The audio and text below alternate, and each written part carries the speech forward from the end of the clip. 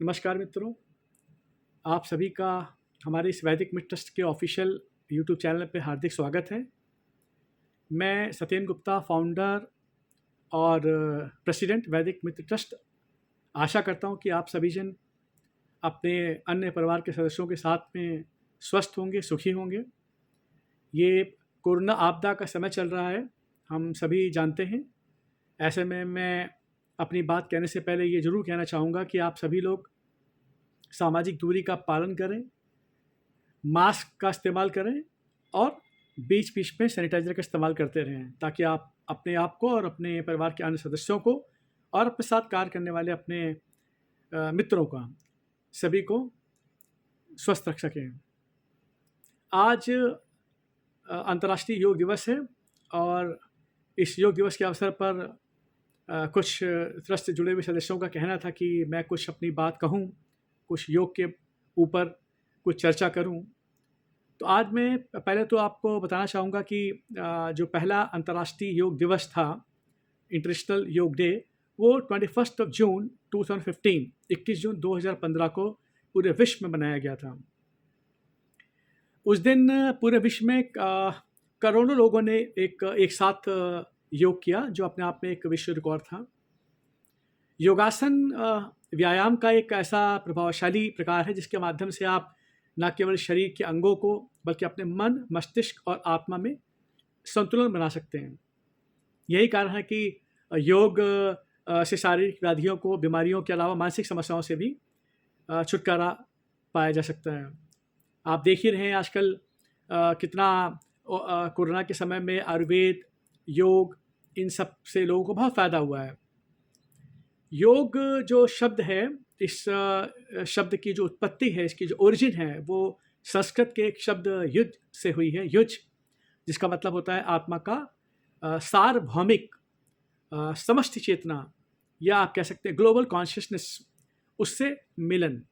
तो आत्मा का सार्वभौमिक चेतना से मिलन, इसका मतलब है युज।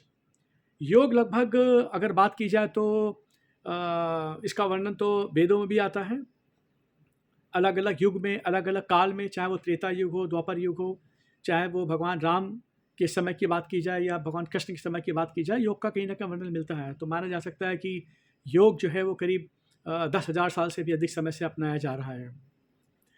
जो हमारी वैदिक संहिताएं हैं, उनके अनुसार जो हमारे तपस्वी हैं, हमारे ऋषि मुनि हैं, उनके बारे में बहुत प्राचीन काल से ही वेदों का उल्लेख मिलता चला आ रहा है। सिंधु घाटी जो सभ्यता है, उसमें भी अगर आप देखें, सरकार को जो खुदाई हुई, उसमें योग और समाधि को प्रदर्शित करने वाली मूर्तियाँ मिली थी, जिससे ये पता लगता है कि इतने प्राचीन काल समय भी लोग योग कर रहे थे।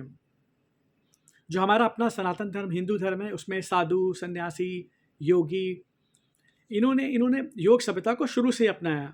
लेकिन आम जो लोग हैं, आम जनता जो है, इसमें इस विधा का विस्तार हुए बहुत ज़्यादा समय नहीं बीता है। इसके बावजूद योग की जो महिमा है और इसका जो महत्व है, इसको जानकर लोग एक अपनी अच्छी लाइफस्टाइल के लिए, स्वस्थ जीवन शैली के लिए इसको बहुत बड़े पैमाने पर अपना रहे हैं।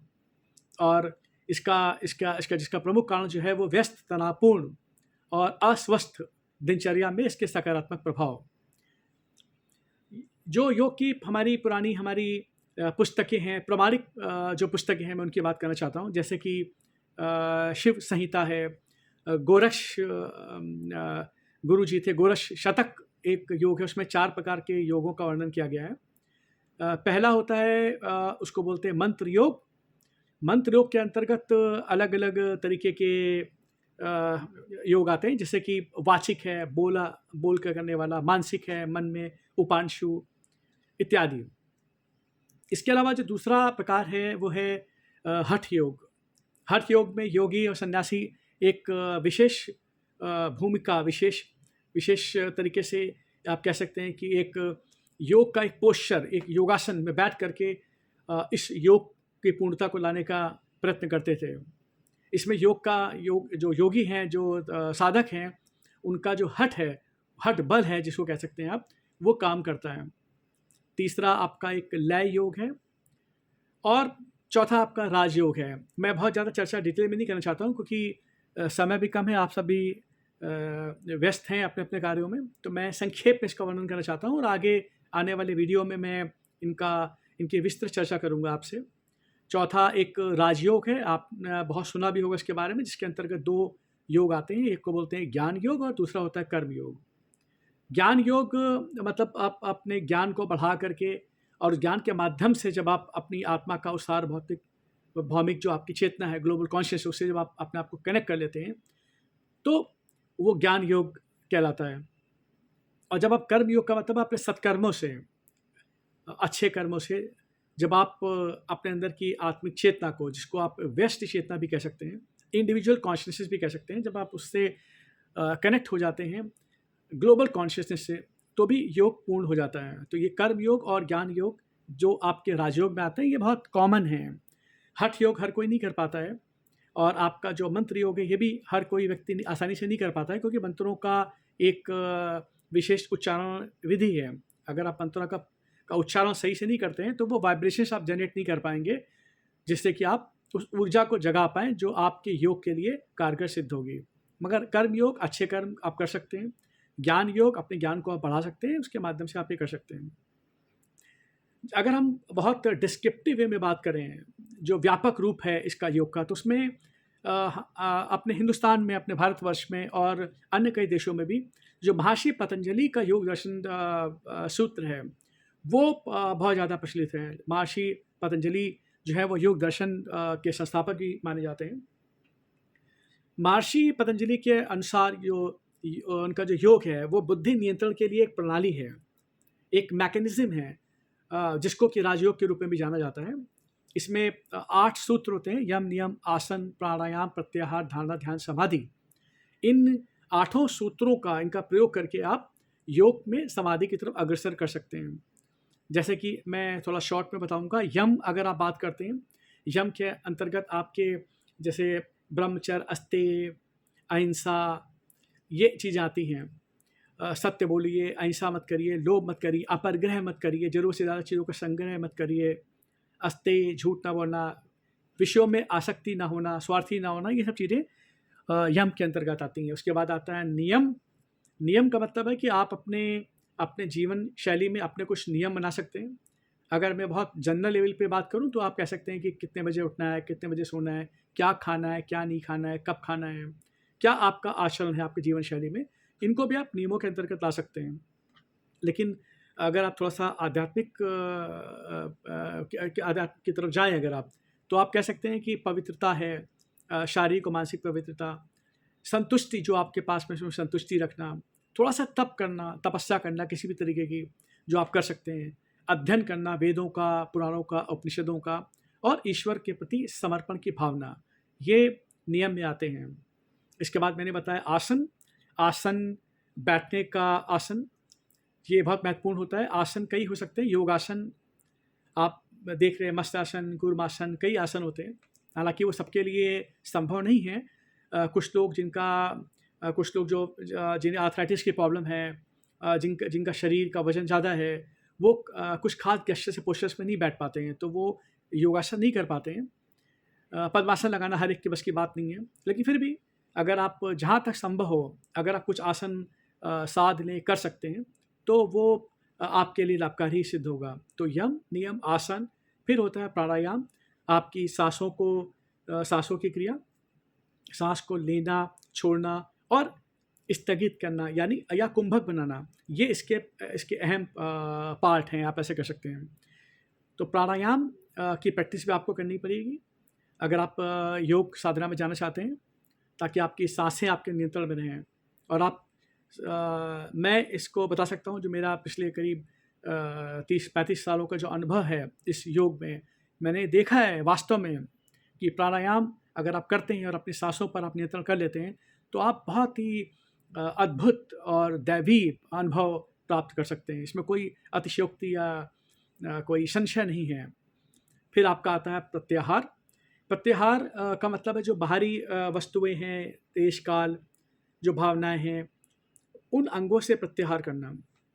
जब आप यम, नियम, आसन, प्राणायाम, ये जब आप करते रहते हैं रेगुलर, निरंतर, नियमित रूप से, तो एक समय के बाद में एक स्थिति बनती है जिसको प्रत्याहार की स्थिति कहा जाता है। इस स्थिति में ये होता है कि आप चेतन अवस्था में हो या नहीं हो, आप अगर सबकॉन्शियस स्टेट में, अवचेतन स्थिति में भी अगर आप हैं, तो वो आपके जो यम नियम आसन और आपके प्राणायाम की जो आपकी स्थिति है, वो अपने आप स्वतः प्राकृतिक रूप से काम करती रहती है। ये उसी प्रकार से जैसे कि अगर आप गाड़ी ड्राइव करते हैं और आप देखिए कभी कभी क्या होता है कि आप अपने ऑफिस से अपने घर जा रहे होते हैं और आप गाड़ी ड्राइव करते हुए कब घर पहुंच जाते हैं आपको पता नहीं लगता है। आप कुछ म्यूजिक सुन रहे होते हैं, आप किसी से फ़ोन में बात कर रहे होते हैं, आप किसी और वस्तु या किसी और सब्जेक्ट के ऊपर सोच रहे होते हैं, लेकिन आप गाड़ी भी ड्राइव करते चले आ रहे होते हैं।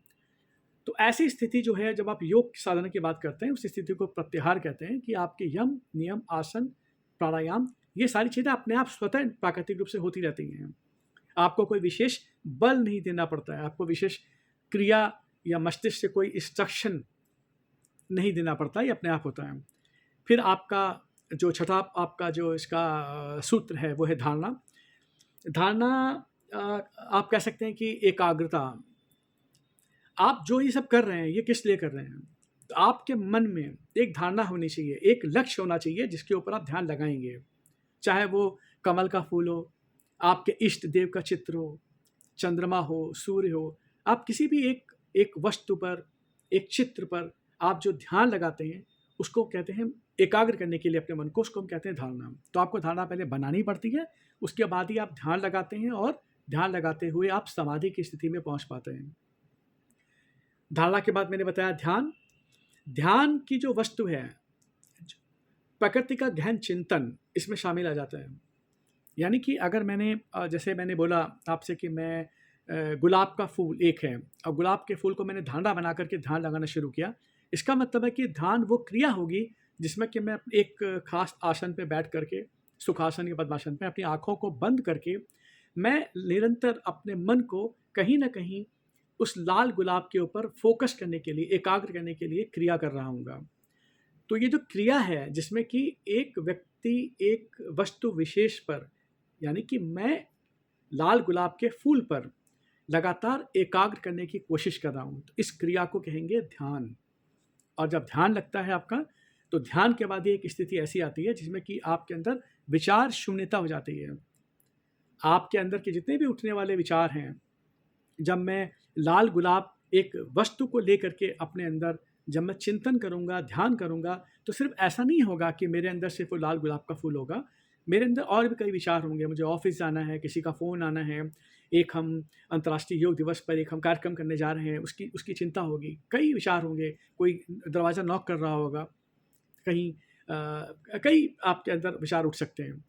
तो जो सारे विचार होते हैं, उन विचारों में से धीमे धीमे जब आप ध्यान की स्थिति में होते हैं, तो धीरे धीरे क्या होता है कि विचारों की संख्या में कमी आने लगती है और आप एक पर्टिकुलर या एक विशेष वस्तु या चित्र पर ध्यान केंद्रित करते करते करते करते करते एक ऐसी स्थिति में पहुंच जाते हैं कि जहां पर सारे विचार समाप्त हो जाते हैं और आपका जो आपकी धारणा थी, वो लाल गुलाब का फूल जिसके ऊपर मैंने धारणा अपने अंदर स्थापित करके ध्यान लगाना शुरू किया था, वो भी गायब हो जाता है, वो विचार भी चला जाता है। तो जो विचार शून्यता की स्थिति बनती है, वो 8वां आपका सूत्र कह सकते हैं उसको, जिसको बोलते हैं समाधि। समाधि का मतलब है कि ध्यान की जो वस्तु है उसको अपने चैतन्यता के साथ में विलय कर लेना, उसमें शामिल कर लेना। इसके 2 प्रकार होते हैं, एक होता है एक सविकल्प समाधि होती है और एक होती है आपकी अविकल्प समाधि। अविकल्प जो समाधि होती है उसमें संसार जो आपका भौतिक जगत है, मैं उसकी बात कर रहा हूँ, उसमें वापस आने का कोई मार्ग नहीं होता है। एक बार आप वहाँ पे चले जाते हैं तो आप चले गए। आप कह सकते हैं कि ये योग जो पद्धति है इसकी चरम अवस्था होती है। तो ये 8 सूत्र हैं, यम नियम आसन प्राणायाम प्रत्याहार धारणा ध्यान समाधि, जो महर्षि पतंजलि जो हमारे योग दशा सूत्र उसके अंतर्गत आते हैं। इसके अलावा जो श्रीमद् भगवद गीता है उसमें भी योग के 3 प्रमुख प्रकार बताए गए हैं। आपका एक कर्म योग है, दूसरा भक्ति योग है और तीसरा ज्ञान योग है। बहुत से लोग, मुझे लगता है कि आप हम में से ऐसे भी होंगे यहाँ पर इस वीडियो को सुनने वाले, देखने वाले लोग जो भगवद गीता का अध्ययन करते होंगे। उनको ये पता होगा कि जो कर्म योग है इसमें जो व्यक्ति है वो अपनी स्थिति अपनी स्थिति के जो उचित और जो आपके और जो कर्तव्यों के अनुसार जो कर्मों का श्रद्धापूर्वक निर्वहन होता है वो किया जाता है। जैसे कि अर्जुन, मैं युद्ध कैसे करूं, कृष्ण ने बताया तुम्हें युद्ध करना पड़ेगा क्योंकि तुम्हारा कर्तव्य है ये। तो कर्म योग में कर्म, भक्ति योग में जिसमें कि भगवत कीर्तन हो सकता है, सत्संग हो सकता है, आप भक्ति में बैठे हुए हैं, रामायण, सुंदरकांड इनका आयोजन कर रहे हैं, इसमें जो भावात्मक आचरण वाले लोग हैं ना, ये उनको बताया जाता है कि आप ऐसा करें, क्योंकि जिनके अंदर भाव प्रबल होते हैं, जो ज़्यादा भावुक होते हैं, वो भक्ति योग में अगर जाएं तो ये वस्तुतः देखा भी गया है, अपने अनुभवों में भी आया है कि वो ज़्यादा जल्दी शीघ्रता के साथ में योग में सफलता प्राप्त करता है। कोई भी कर सकता है। तीसरा होता है ज्ञान योग। मैंने बताया कि इसमें ज्ञान प्राप्त करना, ज्ञान अर्जन करना, ये इसमें शामिल होता है ज्ञान योग में। वो ज्ञान आप कहीं से भी अर्जित कर सकते हैं, वो व्यवहारिक ज्ञान भी हो सकता है, रहस्य ज्ञान हो सकता है, लौकिक ज्ञान हो सकता है, पुस्तकों से पढ़ा हुआ वेदों, उपनिषदों, पुराणों, चाहे किसी भी धर्म ग्रंथ की बात हम करें। हम सिर्फ, अगर हम हिंदू हैं या सनातन हैं तो इसका मतलब ये नहीं है कि हम सिर्फ उन्हीं ग्रंथों की बात कर रहे हैं जो ट्रेडिशन से हमें बचपन से हमें सिखाई पढ़ाई गई है। हम कुरान, बाइबल और भी इस तरीके के ग्रंथों का अध्ययन करके भी ज्ञान अर्जित कर सकते हैं। तो ये 3 तरीके के हैं कर्म, भक्ति, योग, आपका ज्ञान योग, जो भगवद गीता में बताया गया है। इसमें जो वर्तमान है, हम आज की स्थिति की बात अगर करें तो योग को हम लोग शारीरिक, मानसिक और आत्मिक स्वास्थ्य के लिए व शांति के लिए हम इसको अपना रहे हैं। जो 11 दिसंबर 2014 को संयुक्त राष्ट्र महासभा ने ये डिक्लेयर किया था कि प्रत्येक वर्ष 21 जून को विश्व योग दिवस, इंटरनेशनल योग डे के रूप में उसको मान्यता दी थी, और 21 जून 2015 को प्रथम अंतर्राष्ट्रीय योग दिवस मनाया गया था।